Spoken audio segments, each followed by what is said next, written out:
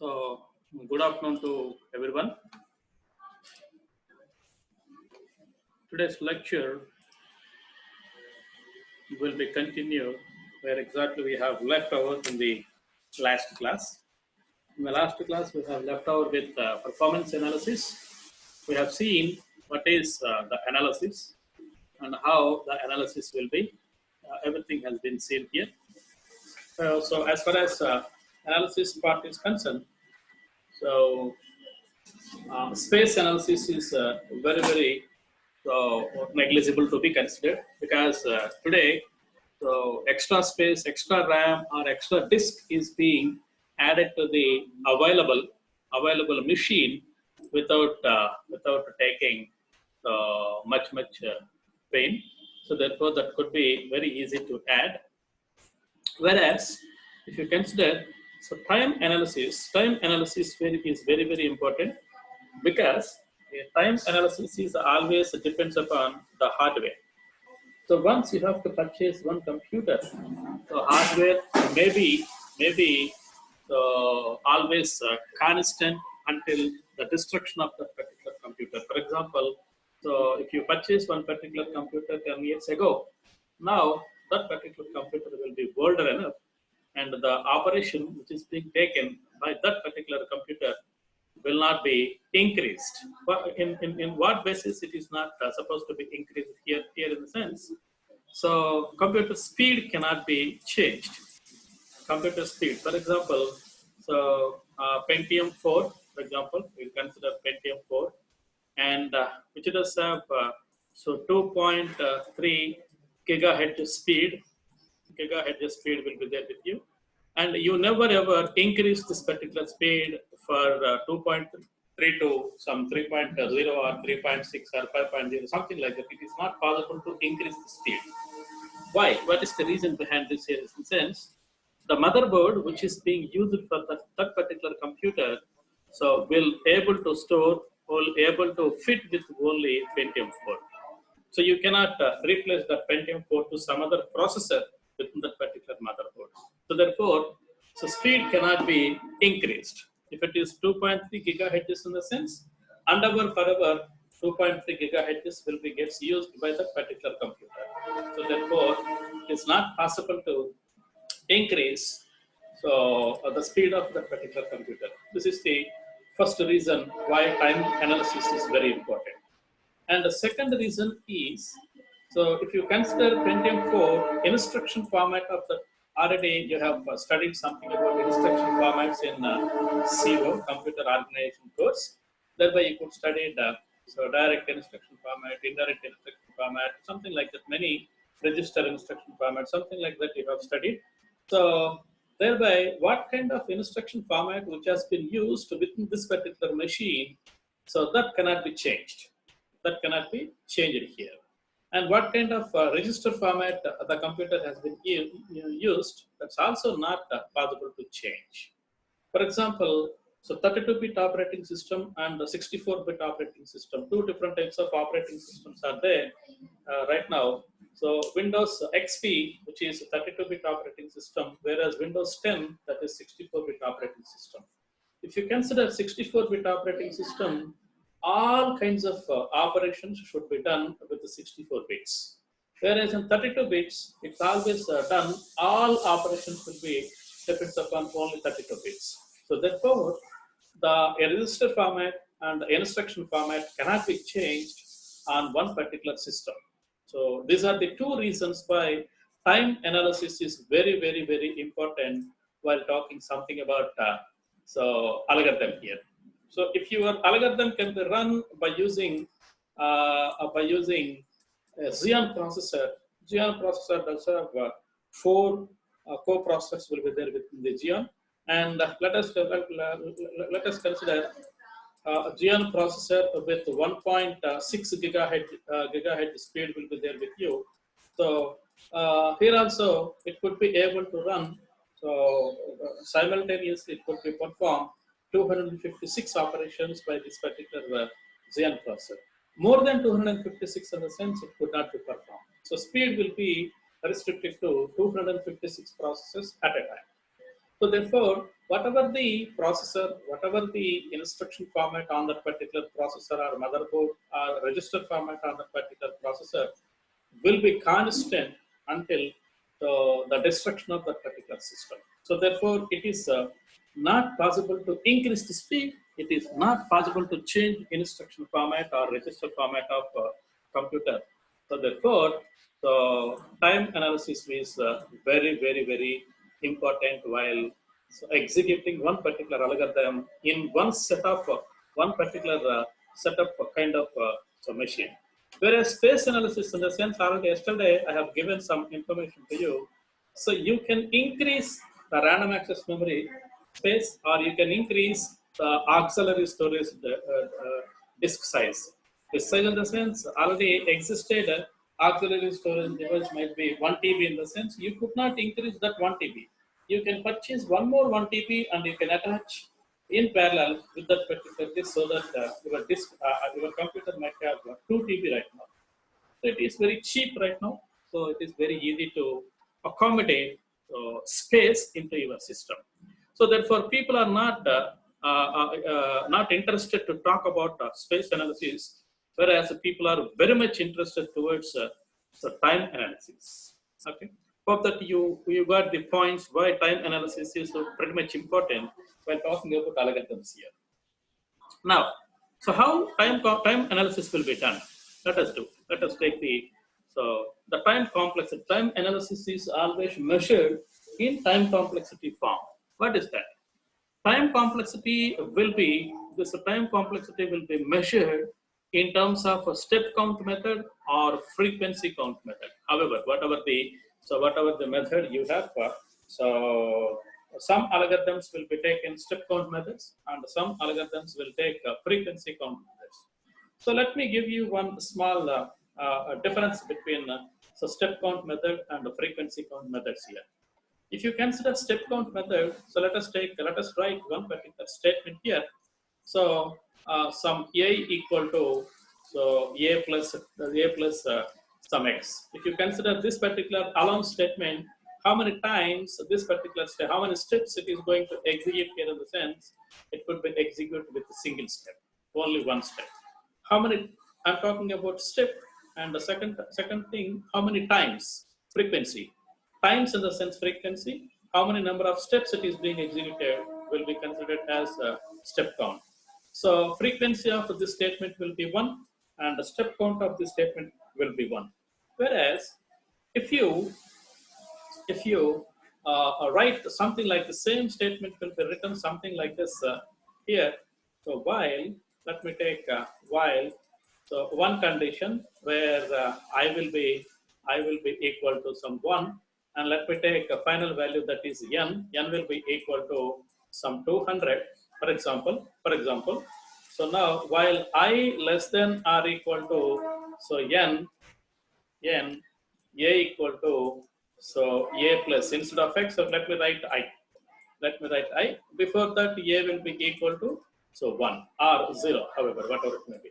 So if you consider this whole story, so this particular story here, this story will be executed for 200 times. Number of step counts will be, step count will be only 1. Step count will be only 1 because this could be executed continuously once only.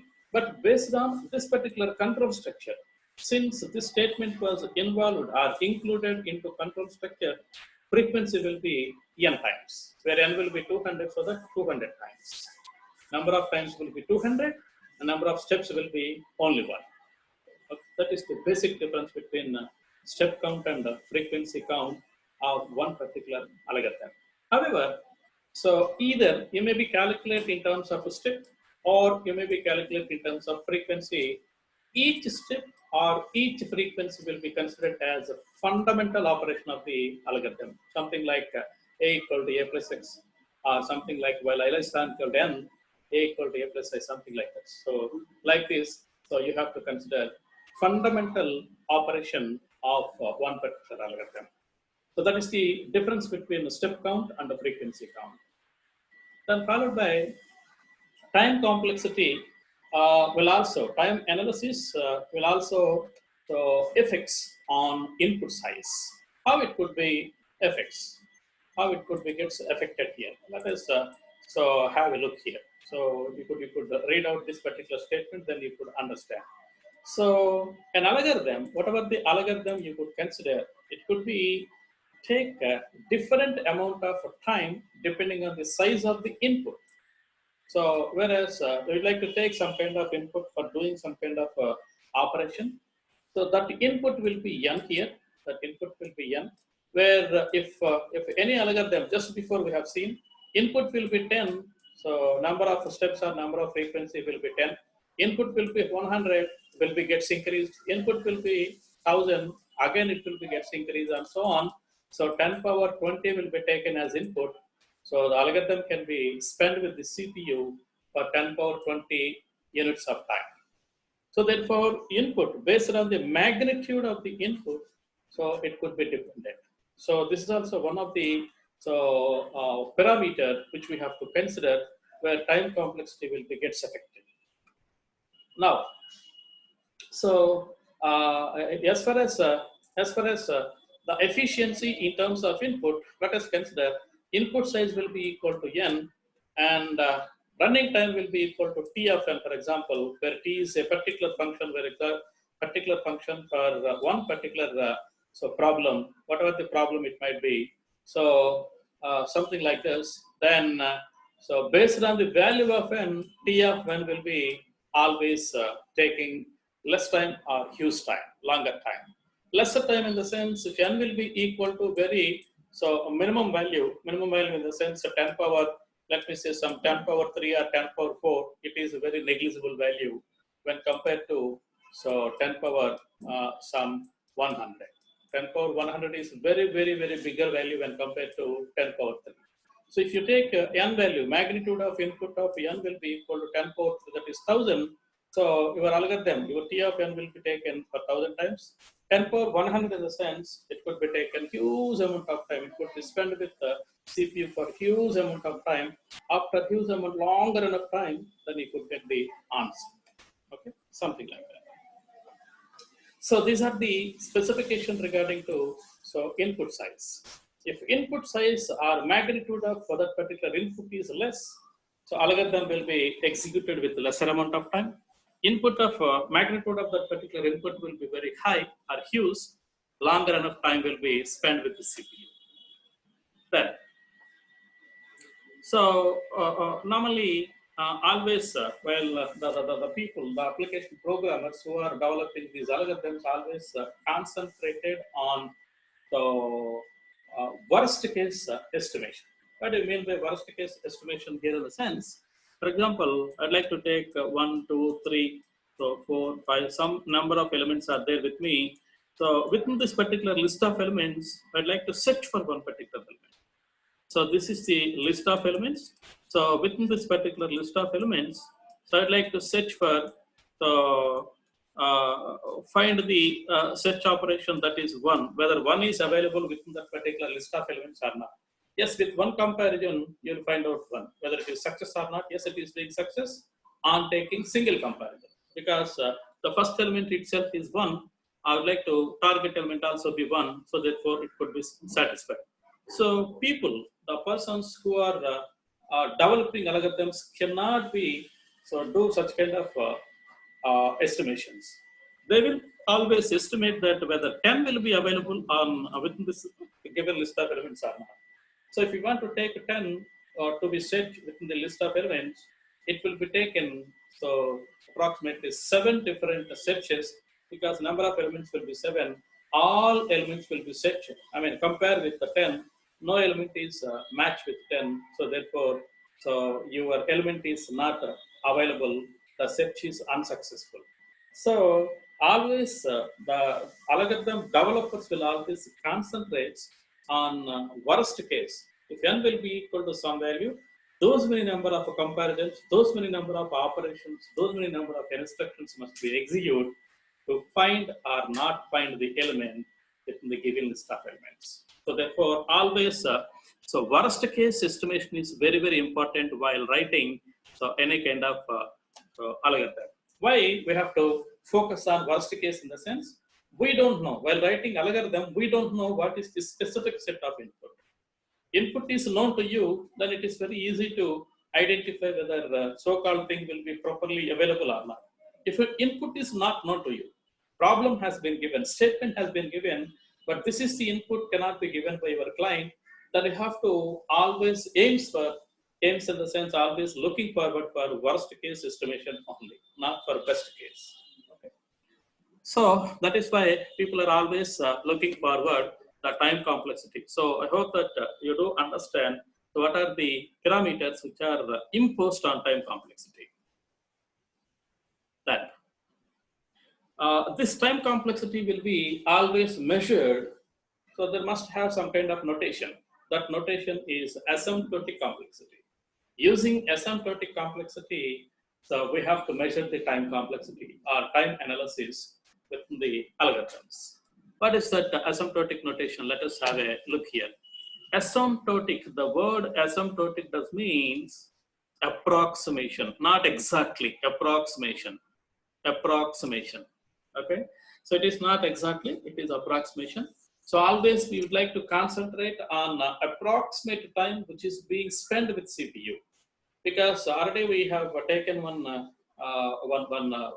analysis. That analysis is space time analysis. Within the time analysis, if you run the application on one machine, so that might be some slower enough when compared to another machine. For example, I'd like to run my application on P4 will be takes 1 hour. Same application will be run in i7. It will be finished off within 15 minutes. 15 minutes in the sense i7 does have its own instruction format. i7 does have its own register format. So very greater register format will be there.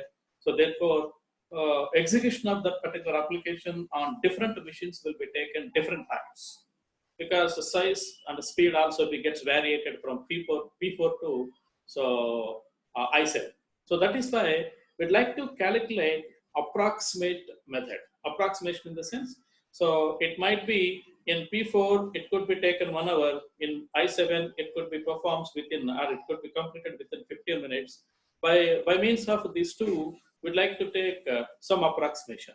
So this could be approximation, which could be evaluate this algorithm on any kind of mission. So that is our final statement. So based on that particular statement, I'd like to consider here. Then followed by, as already I have given the same statement in the previous discussion also. As in n gets large, how does the function will be behaves? What is the execution pattern which is being taken by different machines, not exactly on one machine, different computers, different configured computer, how it could be, how algorithm could be behaves for a very huge value of the input.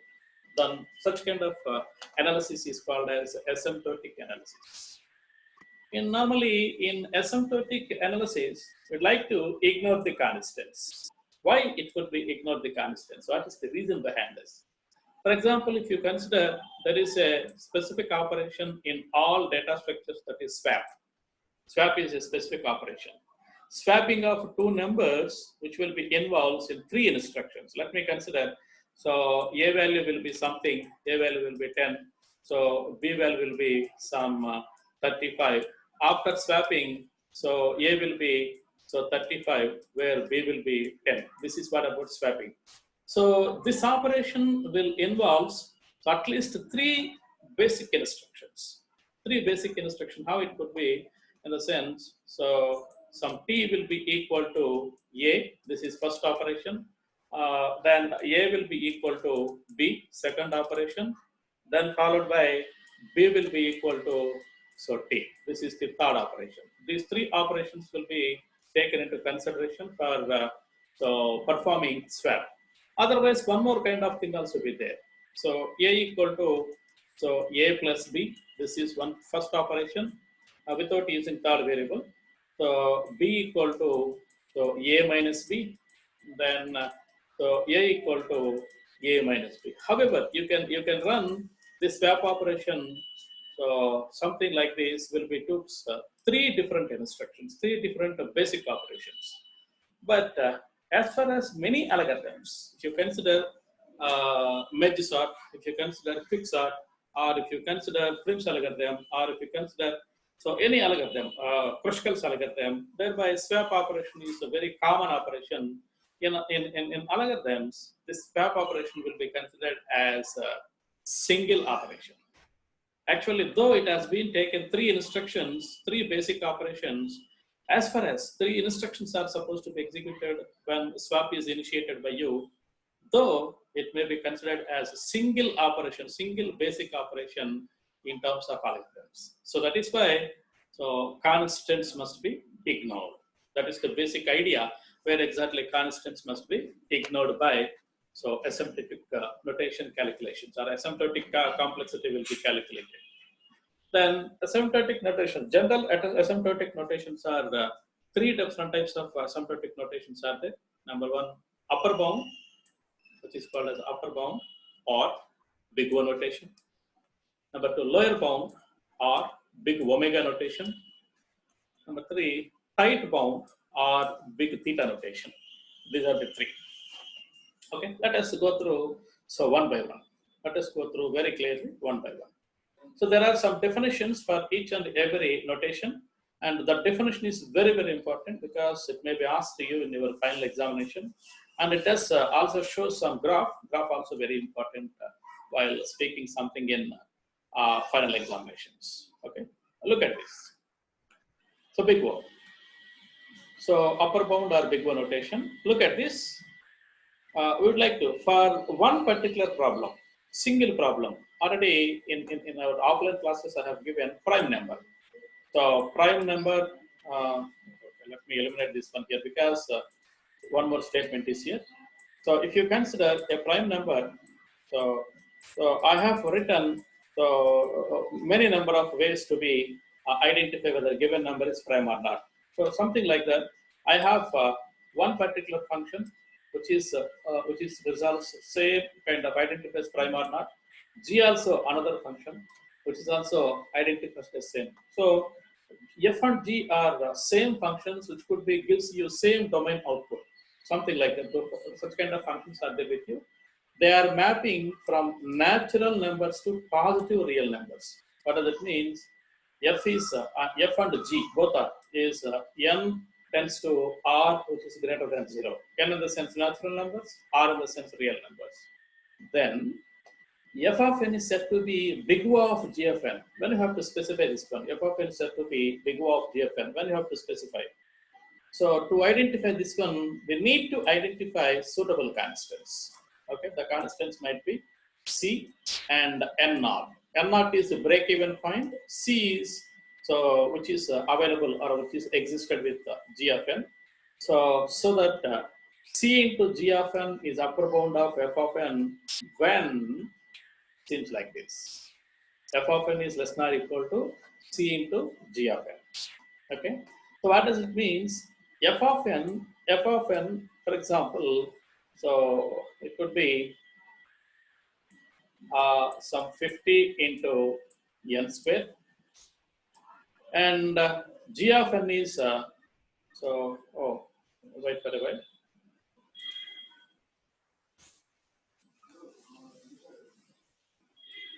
Wait for a while. This is n square, and this is n square only. Into a constant will be there, for example, 50. Okay. If n will be equal to 1, so f of n will be so 1, whereas c into g of n will be 50. Number of units of time which is spent by the g of n is very high when compared to f of n. So how long this equation or this relationship will be satisfied here in the sense until n will be greater than or equal to n naught. N will be greater than or equal to n naught. So when sorry, this could be n cube. Sorry, n cube. Just wait for a while. Let me eliminate Then let me write. So this is here it is n cube. Here it is n square. If n will be equal to for example 4.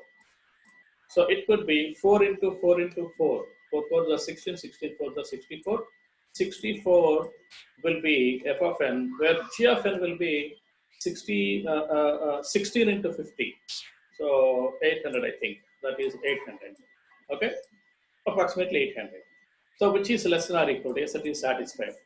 How long this could be get satisfied in the sense when n will be equal to 50, both will be provide same kind of output. Both will be provide same kind of output. For example, 50 cube, let me write f of n will be 50 cube and g of n will be 50 into 50 square. Obviously it is so 50 cube. Both will be have the same kind of speed. When n will be goes beyond this limit, that is 55 for example. So 55, so whole cube.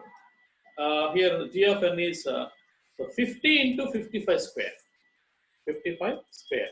So this though it could be combined with a constant, which will be very producing very lesser value when so after the values of n here. So look at this particular thing here, then you could understand. So before n naught, the value will be very high. After n naught, the value will be goes down here. Okay, you need to understand this particular equation. So if you take these two values, then apply n values over there. So what is the break-even point? Break-even point for this particular problem is 50. So after beyond 50, f of n will be goes very very high when compared to g of n. Okay, so that is what you need to consider here. So that is why it is called as so upper bound. Always upper bounds will be calculated for worst cases. So worst case complexity will be mentioned in terms of big O notation. Okay. Then lower bound or big omega. Normally this lower bound or big omega will be considered as so best case, not exactly best case, average case. Average case. It's also the same. Definition will be same. Only one thing it has been taken into consideration. That is here it is greater than. Okay, same discussion. Discussion is same, but here this is so 50 into n square here, n cube here. Okay, value of g of n and so f of n will be gets changed here. Okay, so if you take something like this, f of n will be grows like anything when compared to g of n. Okay, explanation is same. There is no difference at all. But one function will be produce very huge complexity, where another function will be produce less complexity. Okay. Then tight bound. Tight bound will be, it is not actual, okay. It is actually not lower bound actually. I have copied this slide actually, sorry. This is a tight bound. Tight bound, so it is not lower bound, it is a tight bound. Tight bound in the sense, previously you have identified only C and N naught. Right now, you can identify C1 and C2. C1 into G of N is less than or equal to F of N, so is greater than so this one here. Okay, if it seems no, it is also less than or equal to, it's also less than or equal to. So it will be seems something like this, then it is big O. Normally, big O notations will be always, big theta notation. Big theta notations will be always specified for best cases. So, best cases. It could be seen something like this. F of n will be available in between C1 into G of n and C2 into G of n. Okay. So, while speaking about these three, so big O is very, very important. That is why I have taken huge explanations in terms of big O. Whereas in these two cannot be that much important for us, so that is why I just left over to speak something about this. So this is for today's class, and from tomorrow I shall continue. Actually, step count method I have given, but so everything is I did not prepare any slide for you, so that is why I am not supposed to continue. So still 8 more minutes are available with me. Even then, let me stop my class at this moment. 31 minutes the class has been there here. So let me complete this one here. Okay. Let me take attendance of you. So I'll forward the same after some time.